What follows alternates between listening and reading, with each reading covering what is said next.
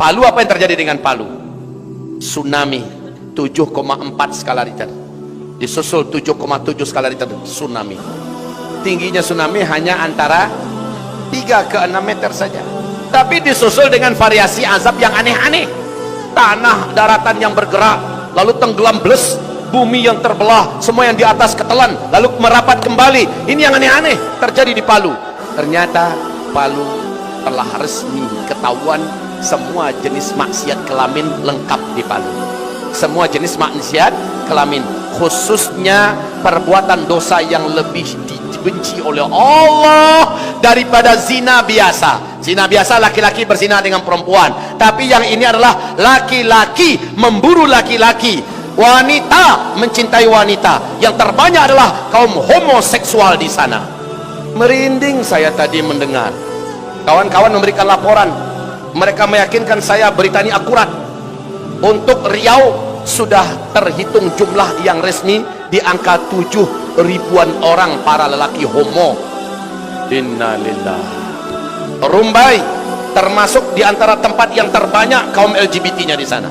Kota Pekanbaru, maaf kalau saya sebutkan tempat ya, saya ingatkan pemerintah Kota Pekanbaru, Gubernur Riau, ini kewajiban Anda menutup dan mengusir semua pelaku-pelaku seks menyimpang. Kewajiban Anda. Jika Anda tidak lakukan, demi Allah, apa yang terjadi di Palu akan terjadi di kota tercinta yang kita sangat sayangi ini. Riau sudah rawan dengan bencana. Di bawahnya kita sudah tahu apa yang terjadi. Gempa dengan cepat bisa Allah datangkan. Dan cukup pelaku LGBT sebenarnya pemancing terbesar dari bencana.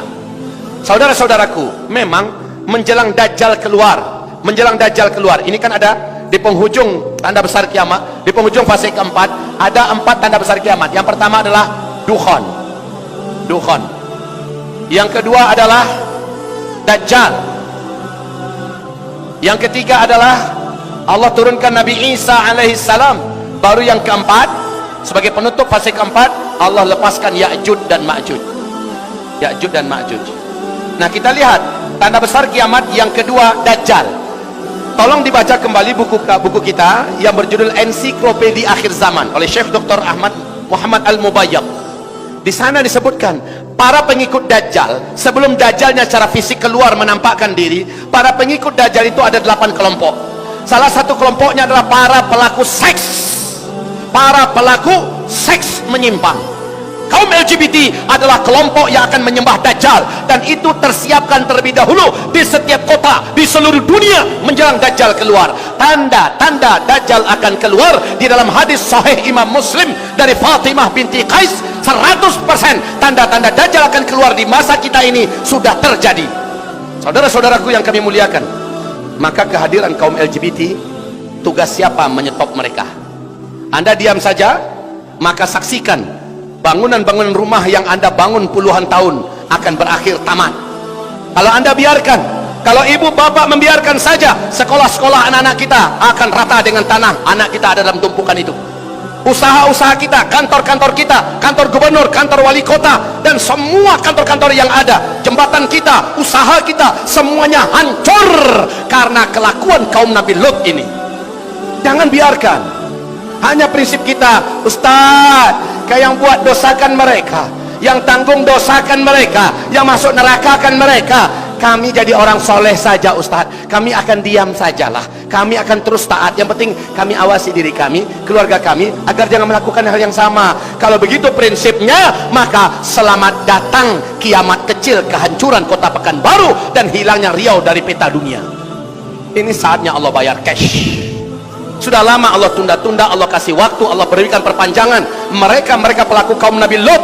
Coba lihat kalau dalam Islam, pelaku zina paling-paling dipukul punggungnya 100 kali, betul tidak? Zina normal ini. Kalau dia sudah beristri atau bersuami, nah dilemparkan batu, maka dia pun meninggal. Dilemparkan batu, ditanam dulu setengah atau kepalanya segini, dilemparkan batu, meninggal.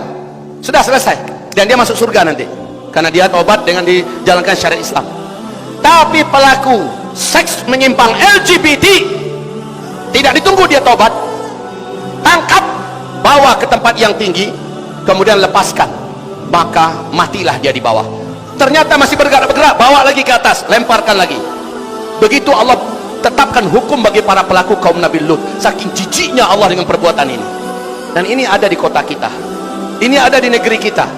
Seandainya kita semua diam melihat makhluk yang lebih menjijikkan daripada anjing rabies yang gila dan lebih berbahaya daripada itu, hanya dengan lambaiannya, hanya lambai begini hancur kota kita, kita biarkan? Tidak, demi Allah. Siapa yang punya akses ke wali kota, tolong sampaikan baik-baik.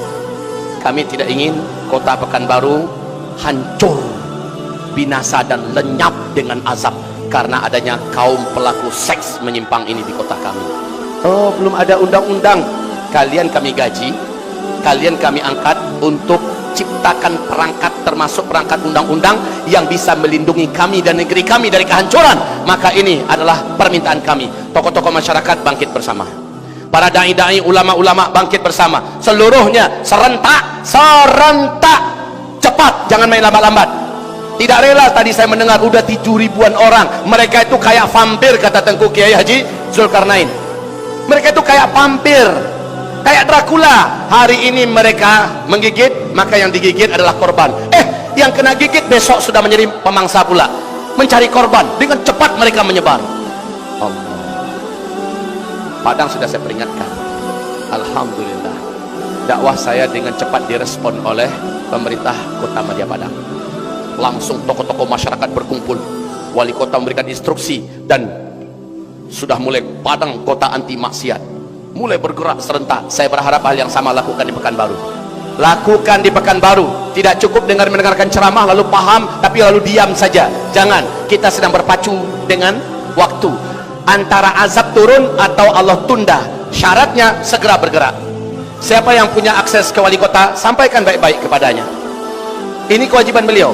Anggota Dewan DPRD Kota Pekanbaru harus melahirkan undang-undang yang berwibawa, yang kuat, yang dikawal oleh kita semua. Polisi punya nyali dan keberanian kalau kita yang mau, kita yang ingin, betul tidak? Mereka kita gaji buat apa? Buat menjaga kita, buat menjaga negeri kita. Dan bencana terbesar itu adalah ketika Allah menurunkan azab karena perbuatan mereka, dan kita tidak bisa lagi menolak azab itu dengan doa, ya Allah jangan turunkan azab ya Allah. Walaupun selevel wali Allah berdoa, sementara amar ma'ruf nahi anil munkar tidak ditegakkan, Allah tidak akan dengar lagi doa itu. Tolong buka kitab tafsir Al-Hafiz Ibnu Katsir ketika menjelaskan surat Al-Anfal ayat 25. Wattaqu fitnatan la tusibanna alladhina zalamu minkum khassah. Hati-hati kamu dengan bencana yang kami akan datangkan kepada kamu ketika kamu sudah melakukan dosa dan maksiat, atau ada sekelompok di antara kamu melakukan dosa dan maksiat. Kamu menyaksikan pemerintah mampu menghentikannya, tapi kamu diam. Pemerintah tidak bergerak, tidak ada amar bil ma'ruf nahi anil munkar. Kami akan turunkan azab, yang azab itu tidak hanya menimpa dan kena kepada para pelaku dosa dan maksiat saja, tetapi kamu yang baik-baik, yang soleh-soleh, yang taat-taat, tapi diam saja, akan ikut merasakan bencana dan azab itu. Mau apa tidak? Kalau tidak mau, maka seluruhnya wajib bergerak. Wajib bergerak. Pekanbaru kota anti LGBT, Rumbai anti LGBT, Panam anti LGBT. Tajamkan mata kita, lihat. Kalau sudah mulai agak aneh-aneh, kalau sudah mulai agak ketahuan jelas, foto cepat. Di mana tempat rumahnya, aksinya, kalau perlu orangnya dipoto. Lalu jadikan orang itu macam anjing rabies gila yang kita buru bersama-sama. Setuju apa tidak? Mereka penghancur negeri. Kita nggak bisa terima, Pak. Kita nggak bisa terima. Saya tahu apa yang akan terjadi. Ini jangan-jangan Ustaz Azul akan hilang nih, segala macamnya. Terserah, saya titipkan jiwa raga saya kepada Allah. Ketemu saya, mereka saya lawan sampai saya mati, atau mereka yang mati.